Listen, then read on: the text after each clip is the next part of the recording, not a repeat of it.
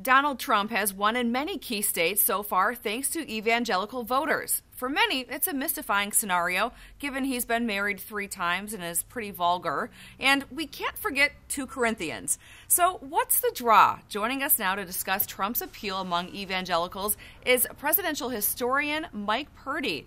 Thanks for joining us, Mike. Well, nice to be here. Thank you. Why are so many evangelicals supporting Donald Trump?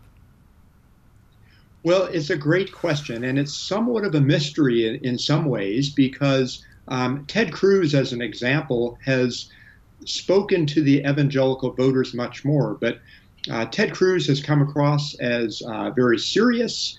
Ted Cruz has a great ground game, but Ted Cruz is not as entertaining or as charismatic as Donald Trump.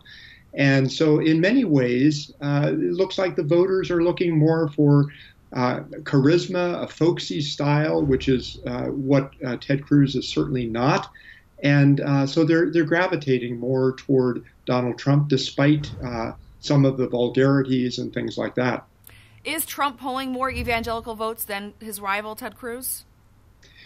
Well, I think that they are probably getting a fair amount each.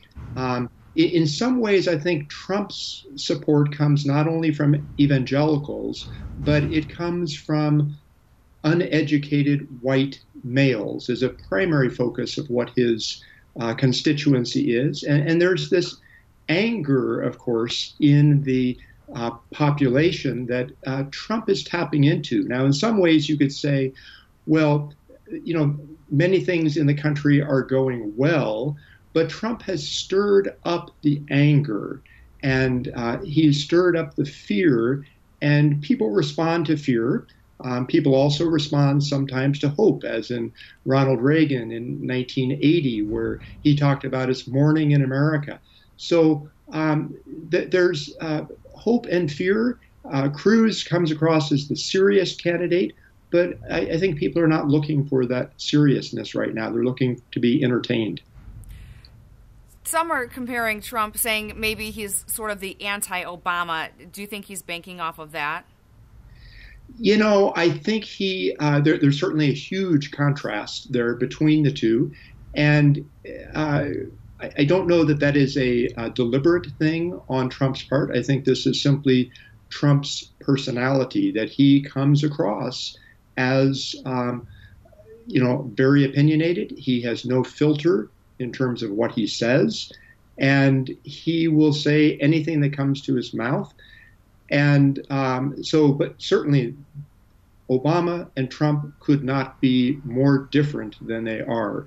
Obama no drama, who is very, very controlled, and Trump on the other extreme is totally uncontrolled. It's actually fairly unprecedented in American politics to have a candidate that is this unfiltered, this vulgar, use of profanity, the use of constant insults.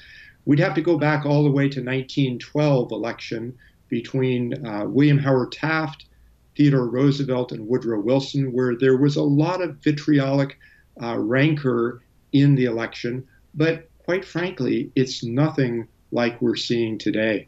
So that's the closest we're going to come to Trump in terms of... I think so. I mean, Theodore Roosevelt said some pretty nasty things about William Howard Taft. He called Taft a fathead. He said that Taft had the brains of a guinea pig. Taft, in turn, called Roosevelt a dangerous demagogue. And, we have a dangerous demagogue in this election as well. And a demagogue, of course, is somebody who is appealing to the base instincts and fears of people rather than to any kind of rational arguments. Now, going back to evangelicals, not all of them want to be associated with Trump. Some people are actually disassociating themselves from that title. Is that something that you're seeing? Yes. So personally for me, I am an evangelical, but it's somewhat embarrassing when you see so many people who also have that label who are following somebody like Donald Trump. And you're absolutely right. There are many, many evangelicals who are not going for Trump. I think Part of the distinction is one of education versus not as highly educated. I think there's also a sense of cultural and social conservatism. So, in some ways, I think the term evangelical has been co opted. And it is really more the constituency that we see Donald Trump or even Ted Cruz picking up is this social and cultural conservative who may also go to church.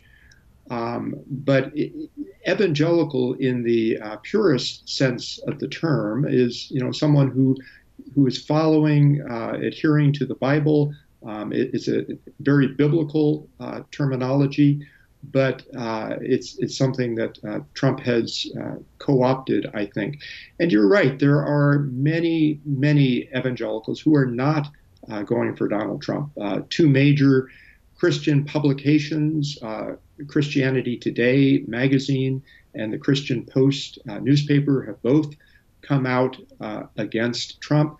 And they've done so because of the dangerous environment that we're in and the dangerous language that we're hearing. Many well-known pastors, Max Lucado, have also spoken out against Trump, and especially after his he didn't really denounce the KKK as quickly as some would have wanted him to. So there is a good amount of African-American evangelicals. Are they embracing Trump as much as their white counterparts? No, they are not. While there are some, obviously, who would be embracing Trump, the vast majority of Black evangelicals and Blacks generally are gravitating to Hillary Clinton. Bill and Hillary Clinton have a long history of support in the Black community. And this has been what is termed, Clinton's firewall is the South. And we've seen that in some of the primaries, most recently South Carolina as an example, where Hillary Clinton has won big, largely on the merits of the Black support. So if you had to make a prediction for the next president based on history, who would you predict? I think the American people are sensible. I think during the primaries, we see a lot of things happening where people will say almost anything. I think we will end up seeing candidates try to come toward the center a little bit more in the general election because so much of the country is independent and more moderate. And so if I had to make a prediction, I guess I would say that the race will come down to Donald Trump and Hillary Clinton. Now, we'll know a lot more, of course, today and then next Tuesday, March 15th, with more primaries and caucuses. But I think Trump is, in one sense, on the way to the nomination. And if he gets it, and if it's against Clinton, I think Clinton would win. One of the things that is, potentially unprecedented about this election is that there may be a brokered or contested Republican convention. So, in other words, Trump might not get enough delegates on the first ballot. So it could go quite a few different ways. Yes, and it's possible that Trump might not be the nominee then. Yeah, we'll have to keep an eye on that. Mike Purdy, thank you so much for offering your take on this. We appreciate it. My pleasure. Thank you.